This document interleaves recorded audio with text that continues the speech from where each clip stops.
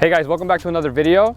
Today's video, we're gonna test our side-by-sides. We're gonna see how they perform next to each other between the Can-Am, the Polaris, and the Yamaha.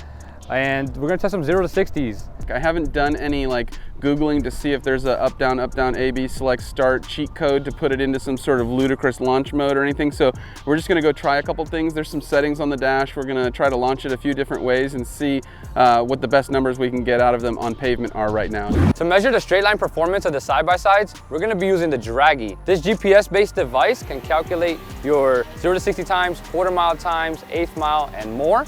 It pairs up with your smartphone, Apple or Android, and is available on our website. If you're interested, shoot us a message. We'll get you set up with one of these. So let's get started with the Yamaha.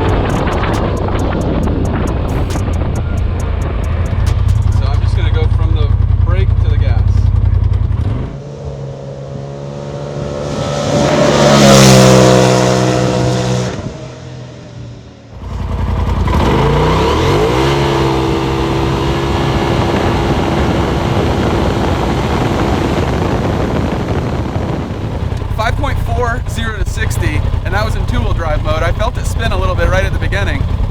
Guess we could try it in four-wheel drive mode, and I didn't even leave with any RPM. That was just going from the brake to the gas.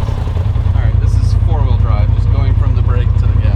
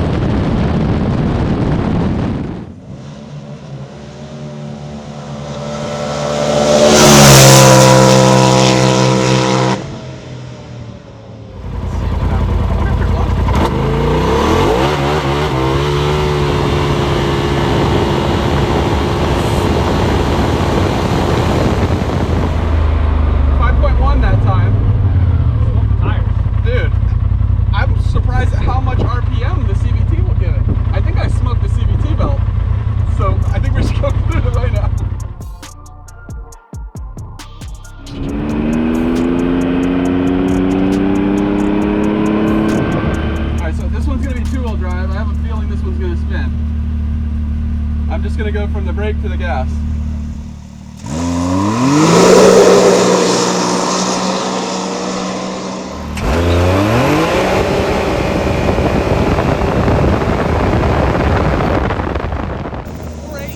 What? 4.8.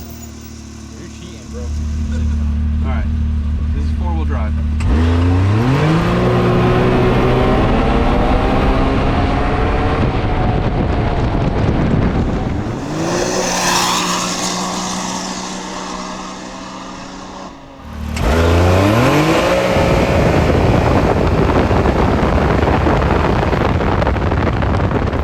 I'm really happy with how the Can-Am did. We got a best 0 to 60 of 4:49. It was the fastest 0 to 60 out of all three of them. I don't know if I'm going to be able to hold the lead on speed when we start modifying them. I'm very hopeful that we will. These tires aren't ideal for launching on the street. We should probably go take them out to the dirt and do some 0 to 60 out there, or maybe get some street tires and do another couple draggy runs with a tire that's meant for the street. But seeing how fast it went bone stock makes me really hopeful for how fast it will go after it's modified.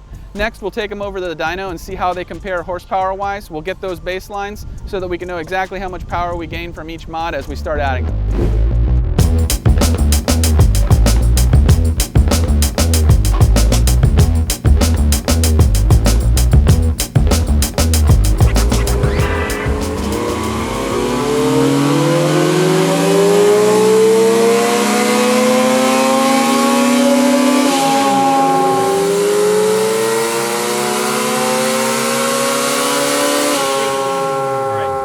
cool.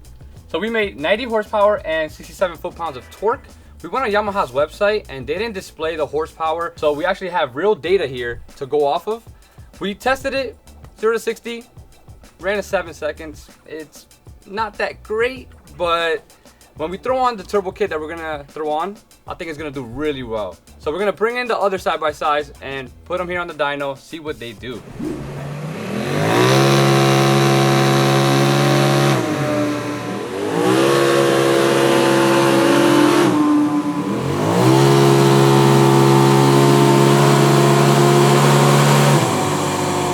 Man, the Polaris, it just goes. It looked like it made the power really early, and it made 147 horsepower and 94 foot-pounds of torque. That's impressive. And it's also driven by a CVT belt. It's very different than the Yamaha. The Can-Am is also driven by the CVT belt. So both being turbo, you can tell. So now it's time to bring in the top competitor, which is the Can-Am. Can you guys guess what it's gonna do? Leave a comment down below, and we'll bring in the Can-Am real quick.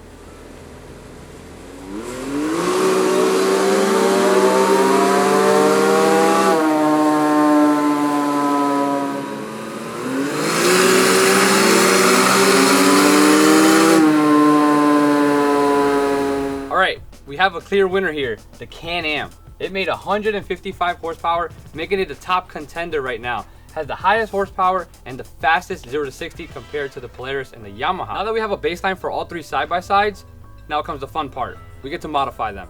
So stay tuned for the next upcoming episodes where we get to modify the side-by-sides, put the turbo kit on the Yamaha. We're gonna install some roll cages and some more parts. You don't wanna miss out.